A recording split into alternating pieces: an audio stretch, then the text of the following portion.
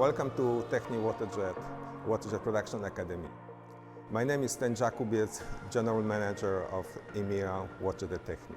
As you know, we are as company developing many tools. We are developing processes of WaterJet.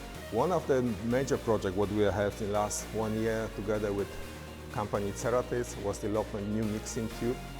We developed a new nozzle named HyproJET, which is a new design nozzle which enables to cut through very hard materials or very specific materials like composite materials like this one.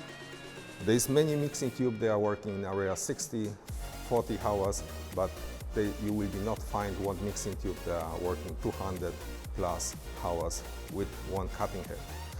The mixing tubes from CERATIZIT outlasted our expectations and amazed us with the cutting results, even under very high pressure up to 6,000 bars and very high abrasive amounts.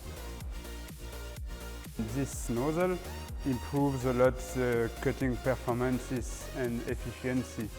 So we have a better surface quality at the end than other kind of nozzles on the market. Me and my team, we are working for more like 30 years already for WaterJet. So we have in our hands many mixing tubes, but this mixing tube was definitely the highlights in the last 30 years.